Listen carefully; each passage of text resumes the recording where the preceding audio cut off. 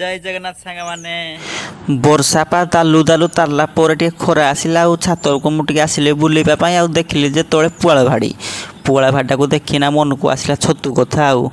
ଏଇ ମାସରେ ଆଇଁଷ ଖା ହେଉନି ନା ଛତୁଟା ଖାଇଲେ ଛତୁରୁ କ'ଣ ଜିନିଷଟା ବନେଇବା ବଢ଼ିଆ ଲାଗିବ ସାଙ୍ଗେ ସାଙ୍ଗେ ମନକୁ ଆଇଲା ପକୋଡ଼ା ଆଉ ଛତୁ ମୁଁ ଆଣିଲି ଆଣୁ ରାତି ହେଇଗଲା ରାତି ହଉ ପଛେ ଆଜି ଛତୁ ପକୋଡ଼ା ବନେଇବି ଆପଣମାନଙ୍କୁ ଦେଖେଇବି କେମିତି ବନେଇବି ଆଉ ଖାଇବା ବି ଚାଲନ୍ତୁ ଲେଟ୍ କରିବାନି ରେଡ଼ି କରିଦେବା ଆଉ ଛତୁ ପକୋଡ଼ା ପାଇଁ ଦରକାର ଅଦା ରସୁଣ ପେଷ୍ଟ ଟିକେ ଆଉ ମୁଁ ରସୁଣଟା ଆଗ ଫାଷ୍ଟ ବଡ଼ କାମୁଡ଼ା ନା କଷ୍ଟକିଆ କାମୁଡ଼ା ରସୁଣ ମୁଁ ଟିକେ ଛଡ଼ଉଛି ଆଉ ଦେଖୁଥିବେ ଏଇ ଭିତରେ ଗୋଟେ ଟପ୍ ଭିତରେ ମୁଁ ଛଡ଼ଉଛି ତା ଚୁପାଟା ଯେମିତି ଉଡ଼ିବନି କହୁଛନ୍ତି କି ଆଡ଼େ ଚୁପା ଉଡ଼ିଲେ ଋଣ ବଢ଼ିବ ବୋଲି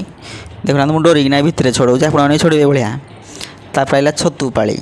ଛତୁଟାକୁ କାଟିବା ଛତୁଟା ମେନ୍ ଜିନିଷ ଏଟେ ତା ଉପରେ ଟିକେ ସଫା କରିଦେବା ପୁଆଳ ଫାଳ ଲାଗିଥିବ ସବୁ ସେଇଟା କରିଦେବା ତାପରେ ଉପରେ ଯେଉଁ ସ୍କିନ୍ ପତଳା ସ୍କିନ୍ ଭଳିଆ ଯେଉଁ ଅଛି ଏଇଟା ସେଇଟା ବି ପକାଇଦେବା ଛତୁରେ ସବୁ ବିଷାକ୍ତ ଜୀବ ଚାଲା ଚୁଲି କରନ୍ତି ନା ତ ସେଥିପାଇଁ ଟିକେ ସଚେତନ ହେବା ଆଉ ଦେଖୁଥିବେ ଏଇଟା ଛୋଟିଆଟା ଅଛି ବୋଲି ଦିଫାଳ କରିଦେଲି ବେଶୀ ବଡ଼ ବଡ଼ ପିସ୍ କରିବେନି ବେଶୀ ଛୋଟିଆ ଛୋଟିଆ ପିସ୍ କରିବେନି ମାନେ ପକୋଡ଼ାଟା ଛାଣିଲା ଭଳିଆ ଗୋଟେ ହେଇଭଳିଆ ପିସ୍ ଗୋଟେ ବନେଇବେ ଆଉ ତାପରେ ଦେଖୁଥିବେ ଛତୁଟାକୁ କାଟିଦେଲା ପରେ ତାକୁ ଟିକେ ହଳଦୀ ପାଣି ଧୋଇବାକୁ ପଡ଼ିବ କ'ଣ ପାଇଁ ଧୋଇବାକୁ ପଡ଼ିବ ଆପଣମାନେ ତ ଜାଣିଥିବେ ଆଉ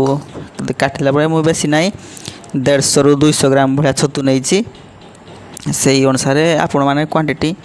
ବଢ଼େଇବେ କିମ୍ବା କମେଇବେ ବଢ଼େଇବେ ତ ନିଶ୍ଚୟ ଖାଲି ଜଣେ ଖାଇବେ ଆଉ କେତେ କରିବି ତାପରେ ପାଣି ଦେଇଦେଲି ତାକୁ ହଳଦୀ ପାଣିରେ ଧୋଇବା ସାପ ଫାପ ଯାହା ଚାଲୁଥିବେ ବିଷ ବୁସି ମରିଯିବ ଏକାଥରକେ ହଳଦୀ ପାଣି ଟିକେ ଗୋଳେଇ ଦେଇନା ରଖିଦେଲା ପରେ ଟିକେ ରଖିଲା ପରେ ଅଲଗା ସବୁ ଜିନିଷ ବଟା ବୁଟି ଛେଚା ଛୁଚି ସବୁ ସେଇ ଟାଇମ୍ରେ କରିଦେବେ ତ ଗୋଟେ ପାତ୍ର ଆଣିବେ ସେଥିରେ ବେସନ 3ରୁ 4 ଚାମଚ ପକାଇଦେବେ 200 ଗ୍ରାମ ଛତୁ ପାଇଁ 3 ଚାମଚ ଦେଲେ ହେଇଯିବ ଆରାମସେ ତାପରେ ଦେବେ ଚାଉଳ ଗୁଣ୍ଡ ଏଇଟା ଚାଉଳ ଅଟା ଯେଉଁଟା ଅରୁଆ ଚାଉଳରେ ବନା ହେଉଛି ଗୁଣ୍ଡ କରିପାରିବେ ମାର୍କେଟରେ ବି ମିଳୁଛି ଆଣିପାରିବେ 2 ଚାମଚ ଦେବେ ତାପରେ କର୍ଣ୍ଣଫ୍ଲାୱାର ପାଉଡ଼ର 2 ଚାମଚ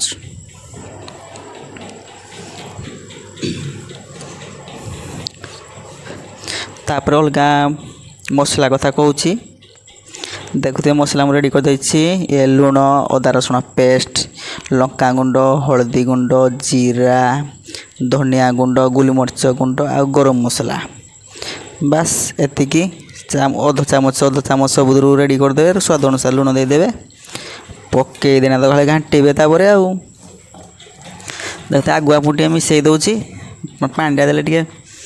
ଗୋଟା ଗୋଟା କରି ମିଶିବ କି ନ ମିଶିବ ଆଗୁଆ ଟିକେ ମିଶାଇ ଦେଉଛି ତାପରେ ପାଣି ପୁଣି ଦେଇକି ମିଶାଇବା ଧୀରେ ଧୀରେ ପାଣି ଦେବେ ବେଶୀ ମୋଟା ହେବନି କି ବେଶୀ ପାଣି ବି ଯେମିତି ହେବନି ଏଇଭଳିଆ ଦେଖୁଥିବେ ରେଡ଼ି କରିଦେଇଛି ମୁଁ ବେଶୀ ପାଣି ନାହିଁ କି ବେଶୀ ମୋଟା ବି ନାହିଁ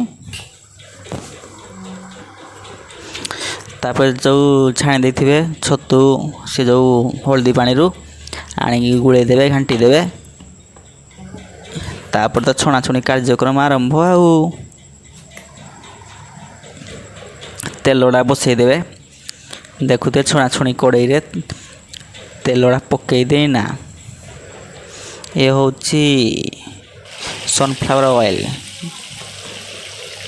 ଏମିତି ଛାଣିଦେବେ ଧୀରେ ଧୀରେ କିନା ହାତରେ ପଡ଼ିବ ଟିକେ ଦେଖିକି ଛାଣିବେ ଆଉ